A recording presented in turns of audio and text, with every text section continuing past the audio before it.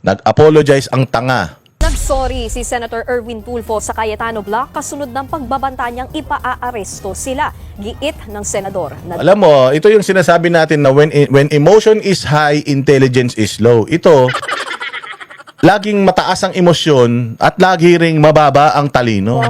Lagi ring nagkakamali. Yan ang gusto niyong Blue Ribbon Chairman, Committee Chairman. Blue Ribbon Committee Chairman, gusto ninyo siya mismo yung inaakusahan, siya mismo yung mag-iimbestiga, siya mismo yung gagawa ng resolusyon. Kutsa kung meron ka talagang delikadesa, the fact na nabanggit yung pangalan mo netong 18 Marines na ito, dapat nag-inhibit ka na. O dapat mag-inhibit ako kasi out of delikadesa, I'll just prove to everyone na ako ay walang kasalanan na ganyan. So magsasampa ako ng kaso sa korte. And then, makikinig ako dito sa mga sagot nila. Tapos pwede ko silang questionin. Pero hindi na ako ang committee chairman.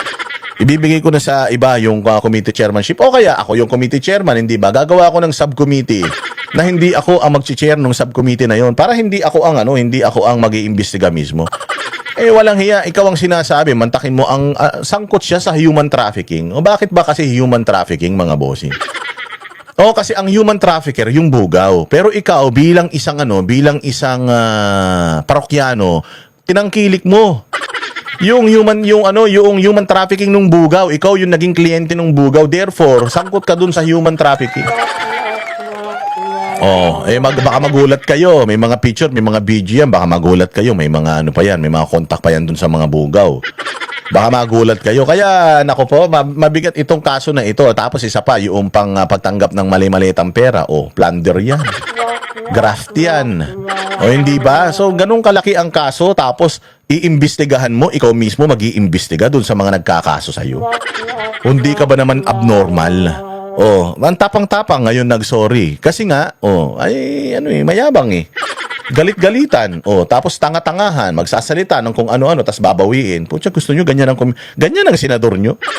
Laban bawi? Walang bayag? Hindi, alam mo, pinanggagalingan ang utak niya nasa betlog eh. Nauuna nilang pakinggan pag tumigas yung mga mga sandata nila bago sila mag-isip. Ganun yan mga yan. Dala lang siya ng damdamin sa mga nangyayari. Narito ang Frontline Report. Pagpapaaresto, pagkukwelyo at pagbitbit kay Senator Alan Peter Cayetano at iba pang senador palabas ng sesyon o plenary hall ng Senado. Yan ang naging banta ni Senator Erwin Tulfo sakaling magkaroon ulit ng anyay fake na flood control scandal hearing nang hindi ang Senate Blue Ribbon Committee ang nagsagawa. Si Tulfo kasi... Tingnan mo, yung mga pisngi hindi na gumagalaw. Puro botox na. Papogi ka pa ng papogi, putangin na.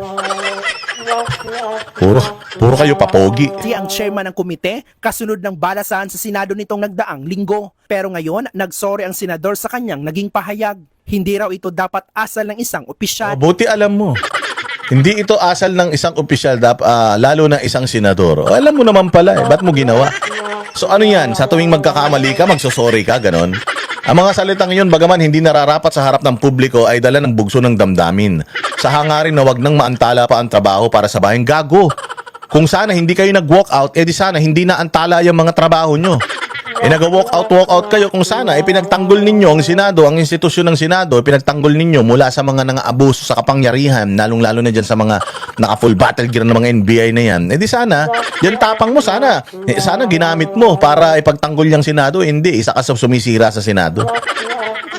Naantala ang trabaho para sa ganyan pa man, ito ay mali pa rin. Mali ka talaga, maling-mali na nandiyan ka sa Senado. Wala dapat utak aso dyan sa Senado. Sa totoo lang. Ito in fairness naman kay Trillanes ha. Si Trillanes, kahit naman balasubas yon, ugaling aso yon, hindi yan nagsasalita ng ganyan. Pero siya, tsaka yung kapatid niya, panay ang salita ng ganyan, galit na galit sila sa ad hominem, tapos panay ang ad hominem ng mga tarantado na yan. Alam mo, dito sila talo kay Cayetano eh. Kasi, kapag ikaw, barumbado ka, tapos ang kalaban mo matalino, kawawa ka eh. Kawawa ka kasi abot nung matalino yung sinasabi mo pero hindi mo kayang abutin yung sinasabi nung matalino pabalik sa'yo. Pahiyang-pahiya na siya kasi ang tapang-tapang niyang yabang-yabang niya tapos nakita niya si Cayetano hindi naman natakot sa kanya. Bagkos nung pagyayabang niya na ganun, putsang ina, hindi niya alam dahil sa sobrang bobo niya pati yung osaa, mantakin mo, papipilahin daw niya tapos pagsasampal-sampalin niya. Putang ina niyan, ano ka? Diyos ka ba? Tangina, kala mo may napatunayan na pagsasasampal-sampalin mo yung mga taga-USAA? Yung USAA, karamihan ng mga sergeant at arms dyan sa Senado, mga general yan. Kaya mo manampal ng general, ganun kakalakas. Ibang klase, ha? Pinalagan siya ni Robin Padilla. Sabi ni Robin Padilla, sige, tingnan natin kung kaya mong gawin yan. Ano nangyari? Ayun, nabakla. Putsang ina yan. Nabakla. Ganyan na ganyan yan mga yan eh. O pagka-iiyot yung mga yan, putsa, walang pakialam yan. Sige, putok ng putok yan. Tapos biglang pagka nakabuntis na dahil sa init ng ulo niya sa baba, wala na, tatakbuhan na, tapos magsusorry, magsusustento na lang. Impulsive.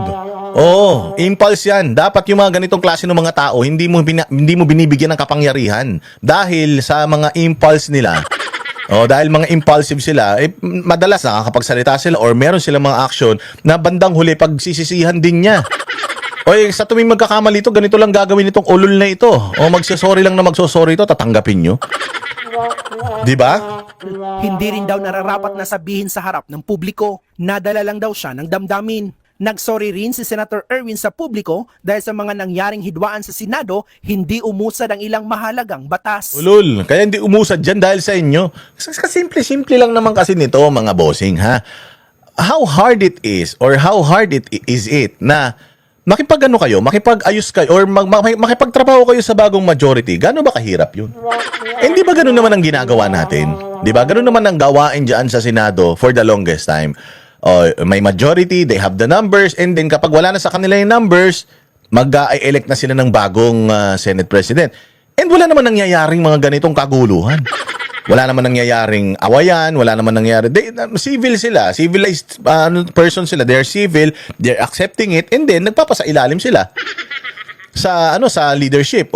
Tayo ngayon ang minority, sila ang majority, antayin nila na lumakas sila ulit, at kapag nagkaroon sila ulit ng numero, kukunin nila ulit yung leadership unless masaya sila doon sa leadership noong Senate President. Bakit hindi na lang kasi si Alan Peter Cayetano nung inelect siya, bakit hindi na lang kasi kayo sumunod sa kanya? Bakit ba ayaw nyo kay Alan Peter Cayetano? Bakit ba? First time man niyang maging Senate President. Why not give him a chance kung magiging magaling ba siyang Senate President? Because para sa akin, mahusay si Alan Peter Cayetano, not because supporter yan ng mga Duterte. Mahusay yan kasi matagal na yan na abogado, matagal na yan na senador. So lalong-lalo na sa mga issues na legal, meron siyang background. Kayo wala Win Gatchalian, ikaw, parehas man kayong di mga abogado, parehas man kayong mga mahihilig lang sa babae. Hindi ba? So, bakit ba kasi hindi na lang kayo? Tapos, palakas kayo ulit, di ba? Pabayaan nyo si Alan Peter Cayetano magtrabaho, tapos palakas kayo ulit. Pag nakakuha kayo ng 13, di agawin nyo ulit kay Alan Peter Cayetano. Kasi, that's how democracy works. Sabi rin naman ni Alan Peter Cayetano, kung bukas na bukas, meron kayong 13, meron kayong 14, wala naman akong magagawa bilang isang Senate President Matatanggal ako kung gusto nyo akong ipatanggal because nandiyan yan sa batas. Pero kung putyang inabababuyin ninyo yung batas, lalabindalwa kayo, tapos sasabihin nyo na yun na yung numero ng majority, hindi, kalahati lang yun kalahati lang. Kailangan nyo pa ng isa para maging maging majority number kayo. Ganun yun. Pinabayaan nyo na lang sana si Kaya ayaw nyo kay Cayetano kasi nga kinuha nila yung Blue Ribbon Committee hearings. And alam naman natin na the reason why ayaw nyo talaga dyan sa Blue Ribbon na yan dahil sangkot kayo lahat. Dahil sigurado ako, yung mga ebidensya, yung mga titistigo, lahat yan, pupunta yan sa doorsteps ninyo at hindi nyo yan kayang iwasan. Kaya ginulo yung Senado para lang hindi matuloy yung flood control na yan. Tapos ngayon, meron silang delikado na steps or delikadong hakbang na gustong gawin. Hindi ba natatandaan ninyo? Ako nagsabi niyan dito sa vlog ko na kapag pumayag tayo doon sa sinasabi nila na kapag nakulong ang isang senador, nakasuhan, hindi na siya kasama sa bilang. Maling-mali po yun. Kasi kapag nangyari yun mga bossing, bababa yung 2/3 na numero ng mga senador. Kapag bumaba ang 2/3 ng mga senador, ibig sabihin kaya na nilang i-convict si Inday Sara. Kasi tingnan mo, napakahirap i-convict ni Inday Sara sa impeachment, lalong-lalo na ngayon. Bakit? Hindi nga sila makabuo ng 13 eh. Yung pa kayang 16 na boboto para i-impeach si Inday Sara, hindi ba? So ngayon, ang ginagawa nila, hopeless case na yung yung kay Inday Sara, pero gumagawa pa rin sila ng mga illegal na paraan para yung mga plano nila na ma-impeach si Inday Sara magkaroon ng posibilidad. Pero aside from that, actually wala na yan. Yung impeachment ni VP Sara, na yan, hindi na nila yan masyadong iniintindi. Ang iniintindi na nila itong Blue Ribbon Committee na ito. Pero tandaan ninyo mga bossing, napakagaling ni Baligod at napakagaling nitong mga nagsampa ng kaso dito sa mga tao na ito kasi nagsampa na sila ng kaso sa ombudsman eh. Hindi man natin makuha ngayong panahon na ito ilang taon na lang naman, 2026 matatapos na, 2027 tapos pagtapos ng 2027 tapos na lahat yan. Come 2028 mga bossing, kahit sino maging presidente, whether si Inday, hindi si Inday, sigurado ako na kung wala na sa kapangyarihan ng mga Marcos yung Pilipinas, sigurado ako na lahat ng mga napangalanan ngayon dyan sa Blue Ribbon Committee na yan, lahat ng mga lumutang na pangalan dyan sa pinakamalaking pagnanakaw sa bayang Pilipinas, mga bossing, sigurado ako sa 2028 onwards makukulong lahat yan. Kahit sino maging presidente, wag lang si Risa, wag lang si Leila, wag lang si si Leni Robredo, wag lang Dilawan at wag lang mga abnormal na mga loyalista. Sigurado ako makukulong lahat yan. Kaya nga ang papayat na nila, kita mo si Luistro, ang payat na. Wala na kasi yung pinaghirapan nilang impeachment, wala na yun. Hindi na natin mapipigilan, hindi na mapipigilan yung pagiging presidente ni Inday Sara. Kita nyo, napunta si Inday Sara sa Pandakan, pinagkaguluhan, distrito ni Abante yan. So ganun yan. Kahit na anong pagtatakip mo, Erwin Tulfo dito, maniwala ka, kahit anong pagtatakip nyo dito, hindi nyo may impeach si Inday Sara, mananalo si Inday sa 2028. Do you think hindi kayo habulin ni Inday? Sa lahat ng ginawa ninyo, sa pamilya nila, sa lahat ng ginawa ninyo, hindi lang sa pamilya nila, pati sa bayang Pilipinas, sa pagnanakaw sa bayang Pilipinas, do you think she will let it slide? So wag kayong mag-alala mga bossing konting panahon na lang, matatapos na ito, at pag natapos ito, putang ina, kulong lahat yan, maniwala kayo.